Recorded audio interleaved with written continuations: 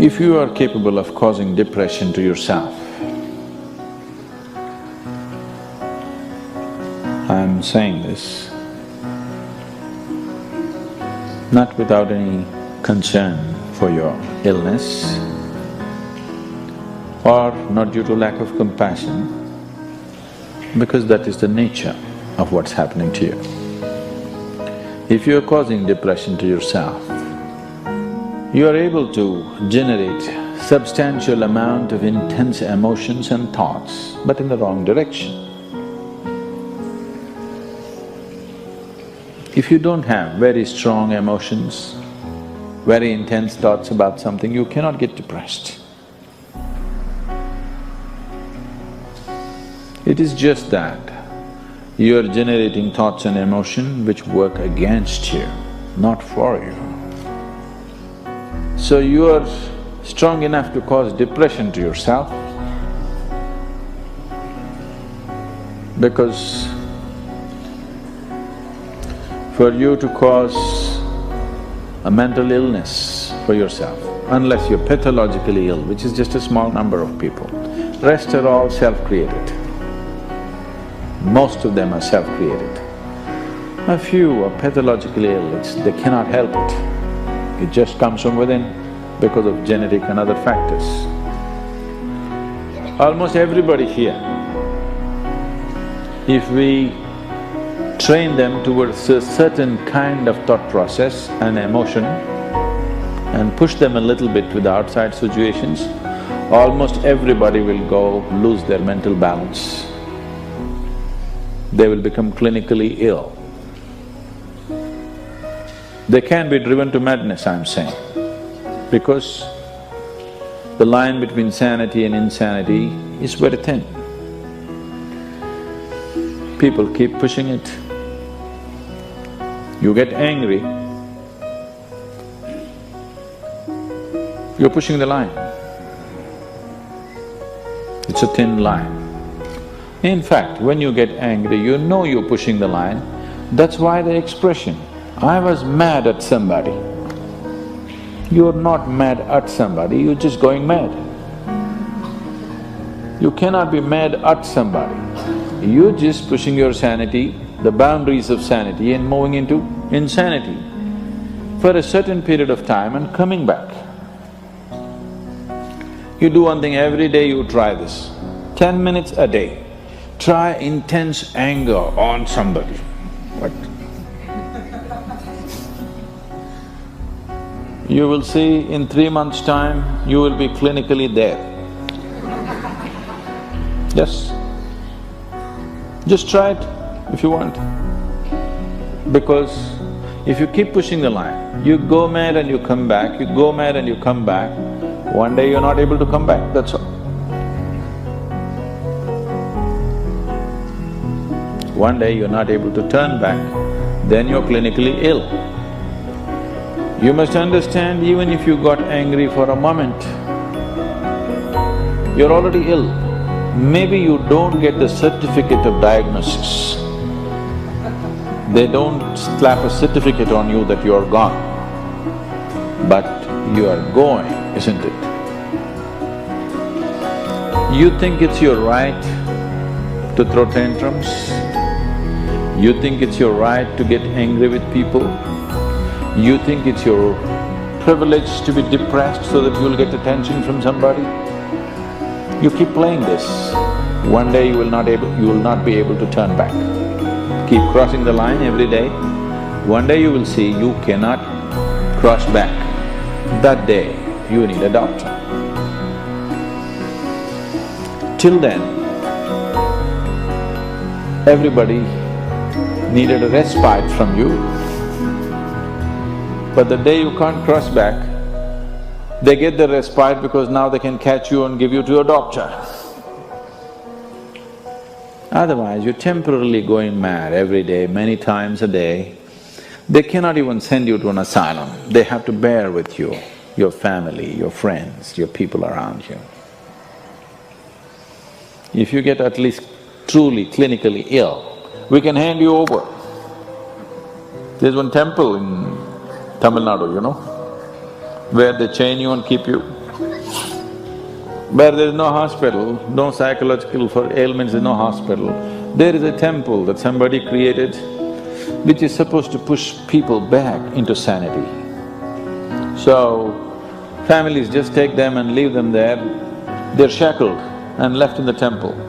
You give them some money, they'll feed you, and you're just there like an animal, tied up. I think if hospitals were run like this, a lot of people wouldn't go crazy. They would maintain their sanity. Right now it's too deluxe. If you make hospital extremely comfortable, it'll become an incentive to become sick. And you have incentives in your life to become ill, right from your childhood. You got the maximum attention only when you fell ill. When you're happy, they screamed at you. When you squealed in joy, they screamed back at you, adults. You then boo-boo, boo-boo, boo-boo, boo-boo. When you are a child, physical illness is good because you'll get attention from your mother and father and everybody around you, and you don't have to go to school on that day. So you learn the art of falling physically ill. But once you get married, you learn the art of becoming mentally ill. Because if you want to get attention, you go sit in a corner, act depressed, people will pay attention to you. So you keep playing this game, one day you're not able to cross the line back. That day you're clinically ill. Unfortunately, in many ways, not just in the way that I said now, in many different ways, I would say 70% of illnesses on the planet, all kinds, are self-created. Even if you get an infection, there is a way. If you keep yourself in a certain way, physically and mentally, the virus and the bacteria will not work the same way as it works upon somebody else. If you set yourself like this, no matter what's happening, anyway, I have to go and do this, this and this. There's no break from that.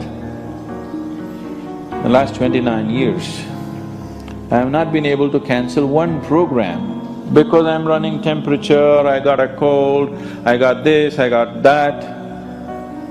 It doesn't matter what's happening, what you have to do, you anyway have to do. You can't turn back on that. Either out of your commitment or you have a boss like that. One way or the other, if it happens, then you will see, you will not at all fall sick so often. Because if you have temperature, you still have to go. If it's summer, you still go, right? Now, a lot of people don't go. It's a little hot outside, they don't go and work. Little cold outside, they don't go and work. A little raining, they won't go and work. A snowflake, they will not go and work. This is just weather. So for every change in weather, if you have the comfort of covering yourself in a blanket and lying down, once you create that, your body will learn to fall sick as often as possible. If you just keep it this way, it doesn't matter what it is, anyway I have to go and do what I have to do, you will see your body will just bounce back as quickly as possible, even if it gets the worst kind of infections. So you just have to set the necessary conditions for health, necessary incentives for health, both for yourself and your children if you have them. Do not set incentives for sickness. The child is sick, observe him from a distance, never go cuddling. He knows that's the worst time of his life and he knows he has to get well soon. And give him the best attention when he is joyful. You will see he naturally learns from within. His very chemistry will learn that it pays to be joyful, it doesn't pay to be sick. If you make this very clear to your own biology, to your own chemistry and to everybody around you, you will see people will not fall sick as often as they are right now. So set that up for yourself. You will see you will get healthy. If you can turn your mind this way, you can also turn it this way. I want you to understand this. No, I am like this because my father abused me when I was 7 years of age. If you know all that bullshit, you can as well turn yourself around, isn't it? It's time. You must understand, mentally, physiologically, chemically, energy-wise, you must clearly understand it doesn't pay to be sick, unhappy, depressed. It doesn't pay. To be joyful and ecstatic, it pays. If you make this clear to all these people inside, they will all behave properly. Why do you want to conquer them? See, you will want to conquer something that you value, isn't it? Do you want to conquer something that you do not value? See, why would you take the trouble of conquering something that's of no value to you? You must… if you want to conquer, would you want to go and conquer a wasteland or would you want to go and conquer a rich land? Rich land. If you were a king, what would you want to conquer? A rich kingdom you would like to conquer, not a wasteland. You don't want to go and conquer a desert, isn't it? So why do you want to conquer something that you don't want? I know, I understand.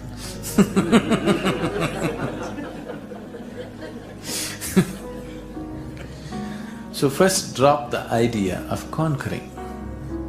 Right now, are you angry? No. So why should you conquer it? It doesn't even exist. How do you control or conquer that which does not exist? Once in a way you get angry, isn't it? Why are you getting angry? Because suddenly your body, your mind, your energies are not behaving the way you want them to. They're just doing their own nonsense suddenly. That's anger, isn't it? So, anger is not in constant existence. That which is not in existence, trying to control or conquer that is just going to be a wasteful effort. Sometimes your mind turns unpleasant. One form of unpleasantness is called anger. Or in other words, sometimes you turn unpleasant. One form of your unpleasantness is referred to as anger, other forms of unpleasantness are called by many other different names. We'll just take anger as an example. Why would anybody make himself unpleasant? Why? There is sufficient unpleasantness in the world. Where is the need for you to make yourself unpleasant? Right now, you are in this kind of childishness that if situations around you are unpleasant, you will also become unpleasant. But you tell me, is there any intelligence in this? Especially if the situations around you are unpleasant, is it not all the more important that you must be very pleasant within yourself? Yes? Is it not all the more important? But right now you're in this mode, this childish mode, that if outside situations turn unpleasant, you'll make your insides also terribly unpleasant. There is no intelligence in this, isn't it? Somewhere, when it comes to ourselves, we are refusing to employ our intelligence. I am not telling you don't get angry, it's up to you. If it's a pleasant experience, get angry all the time. But generally, whenever you get angry, you suffer more than your victim, isn't it so? Yes? What is the point? Why would you create unpleasantness to yourself? There is enough unpleasantness in the world. However you walk in the world, you will step into something unpleasant here or there, isn't it? Isn't it so? However you try to avoid, somewhere you will step into some unpleasantness. Is there necessity that you have to manufacture your own private unpleasantness? Is there such a need? No. So why are you creating things that you don't want? Why are you creating unpleasantness for yourself? You just don't know what you're doing with yourself, that's the only reason. isn't it? Absolutely. Unconsciously, you're trying to go on. You do one thing. With your eyes closed, right now, try to drive to your home. You may make it one day, you know? One day you may make it. You may bump a few people and still make it home. But try for a few days. You will not live few days. Isn't it so? So right now it's just like that. You're trying to handle your well-being with your eyes closed. You will not know well-being. It doesn't matter what you do. You have to handle it with your eyes open. Don't worry about your work, you give it up. What do you want? You want a roof? I'll give you. You want food every day? I'll give you. All you have to do is just sit in one place and be blissful. I will feed you for the rest of your life. Can you do? No. You want to mess up something every day. People say they're only working for a living. I said, don't worry. I'll give you shelter, I'll give you food every day. No problem.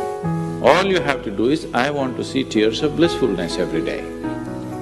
That's all the requirement. You don't have to do any work, you don't have to serve me, you don't have to produce anything, nothing. Just sit here blissfully, we'll feed you, we'll worship you. No. So the problem is not in your work, the problem is not in your life, the problem is not in the world that you live. The problem is just that you have not done the necessary things for this one to flow through this effortlessly, beautifully. The necessary work has not been done and we're just hoping it'll happen by accident. It doesn't happen by accident. Lot of people in the world think United States of America is heaven. But people who live here don't think so at all. Isn't it so? Isn't it? A lot of people in the world are dying to get an entry into the country. You open up the southern borders, 10 million people will enter tomorrow morning because they think this is heaven. But you are not experiencing it that way, isn't it? You are not experiencing this as heaven because hell and heaven is not a geographical place. Hell and heaven is what you make out of yourself, isn't it? Too much talk about heaven has been going on because there are too many people who made a hell out of themselves. If you had made a heaven out of yourself, would you talk about going to heaven? If you sit here and you're feeling ecstatic right now, would you aspire to go to heaven, I'm asking? Once it happened, early 20th century,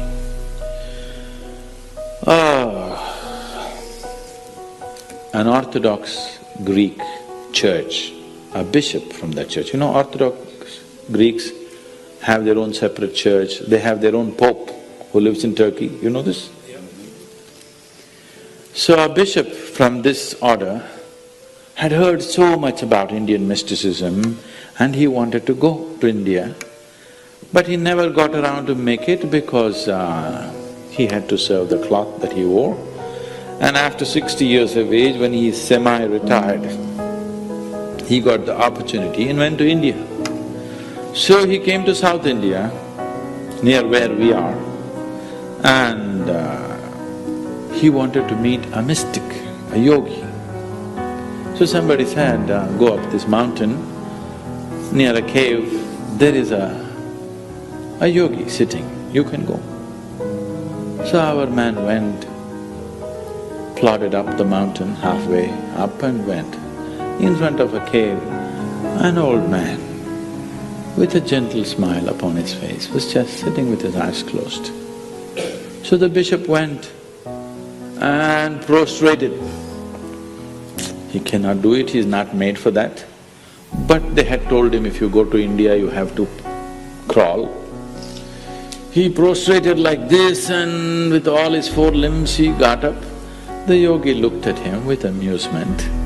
Obviously, he has never prostrated anywhere before. And he smiled. Then the bishop said, "I am like this, I am a bishop. I have served in the church for so long, but I have a few questions, can you answer?" The yogi smiled and said, "Yes, please, whatever the question." Then the bishop asked, "What is life?" At the age of 60. What is life? So the yogi closed his eyes, became very blissful and said, "Life is like the fragrance of a jasmine on the spring breeze." And tears of blissfulness flowed out of his eyes as he was saying this. Then the bishop said, "No, no, no. Our Pope has told us life is like a thorn and we must renounce it. And even symbolically, Jesus himself wore a crown of thorns. So, how come you say this? Our Pope says otherwise." The yogi looked at him, smiled and said, "Well, that's his life."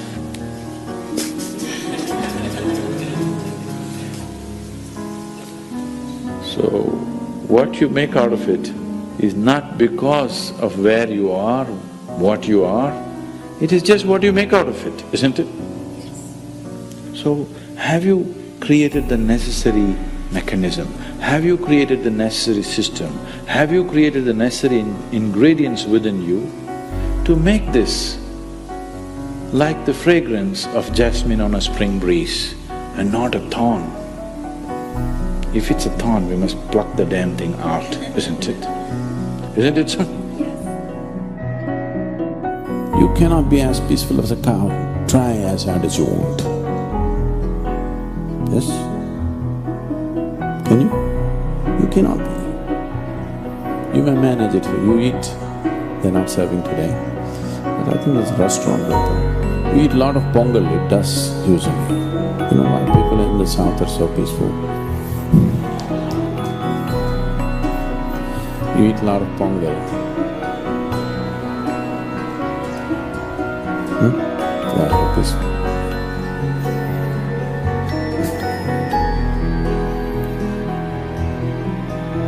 It does. So, people have tried excessive eating, intoxicants, excessive indulgence in pleasures. With all these things, they have tried to create some kind of blissfulness within themselves. You thought you got there, but next moment you know you're not there.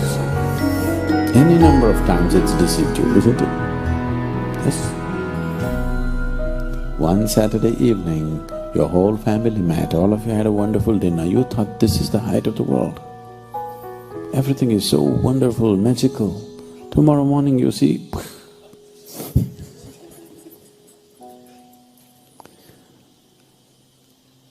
not because there is something wrong with your family. It is just that with limited entity, you're trying to create an unlimited space. It's not going to work.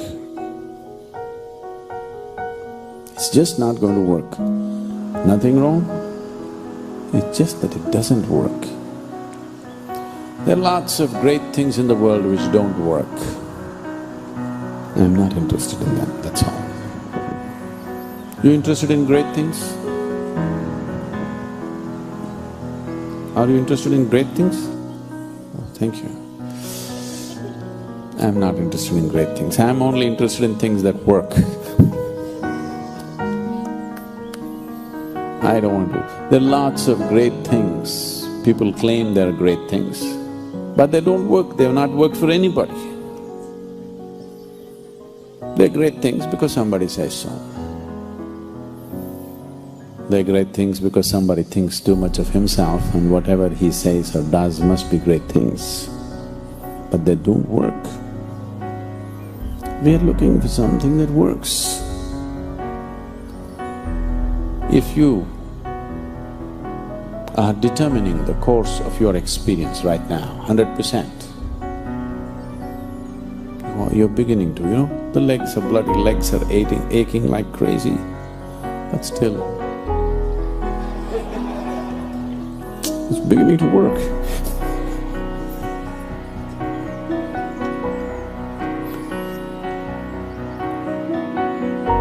If you are determining the nature of your experience right now, 100%, let's say, we'll assume that, if you are, then would somebody have to tell you, please create a pleasant experience? Would somebody have to tell you? No. So somebody telling you be loving, be blissful is all bullshit. Yes or no?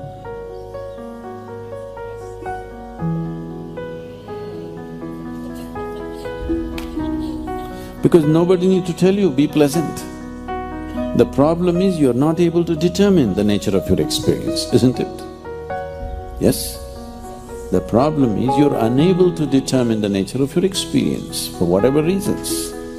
If you could determine the nature of your experience, nobody has to tell you, be blissful, be loving, be happy, be this. This is all coming from, catchy ideas about life. You see somebody fighting, you say be loving. You see somebody unhappy, you say blissful. It's most insulting. When somebody is in a great state of unhappiness, going and telling be blissful is most insulting, isn't it? No? But these are all the great teachings on this planet, which have been on for centuries. These are all great things that have never worked. So, we are only seeing how to determine the nature of your experience. If you take charge of what causes experience within you, if you are in charge of that, I'm 100% sure you will make it very pleasant for yourself. And I'm also sure, if you are feeling very pleasant within yourself, you would be naturally pleasant to everybody around yourself. Unfortunately, people have taken it upon themselves to confuse the humanity so badly about their own nature. See, it's very simple, it doesn't take any damn scripture or a guru to tell you this. It's very simple. Whatever the nature of your experience, it's happening within you. Is it so? You don't need some great yoga or a scripture or a guru or a stone that falls from heaven to tell you this. If the nature of your experience, whatever is the nature of your experience, whether it's fear, anger, love, hatred, ecstasy, agony, everything is happening from within you, it would be very natural for human beings to look and see how to make it into a most pleasant experience, isn't it? If you had not freaked them, God loves you from up there. If you had not exported love to heaven, lot of human beings would have been very loving human beings. But now we have exported it out there, you have to import it. For importing it, you need permit. And there are agents here who don't give those permits so easily. It's not coming across because all the love has gone to heaven. How to get it now? Here there's a priest standing here with a permit. He won't give it to you. Whether you want to experience blissfulness, whether you want to experience love, whether you want to experience ecstasy, whatever lubricants, some lubricant. Try to… whatever the great car you have, try to run it without oil. Not 10 minutes, it'll be ruined, isn't it? It's the lubricant which is keeping it going. All this great machinery, without that little bit of that thin film of lubricant, it's all destroyed in no time. Grace is just that little lubricant so that things happen smoothly. Now they've started calling it liquid engineering. Everybody started doing it. It's appropriate. Takes liquid engineer. So, this takes a little engineer. Grace is just a lubricant. Without the lubricant, if you try to work, the friction, just the friction of life has destroyed too many human beings, isn't it? Yes? Nothing big they did. All they did was simple things. They were born which was not their doing, they didn't do such a big thing. That just happened. They just want to eat well, sleep well, fulfill their basic needs. This is all they want to do. In the process of doing this, how many human beings are broken and bitter and destroyed? Because no lubricant. Nothing wrong with them. They're trying to work their engines without a lubricant. That's all it is. Just see, even your cell phone is working because through thin air they're conducting the sound for you, isn't it? We can just disturb that. You know those advertisements, hello, hello, hello, hello. You're seeing those things. Phones become like that because there is a little bit of disturbance. That's what is happening with this also. This is a far more sophisticated instrument than anything that you have seen. This needs a little bit of attention. If you pay attention, it pays off.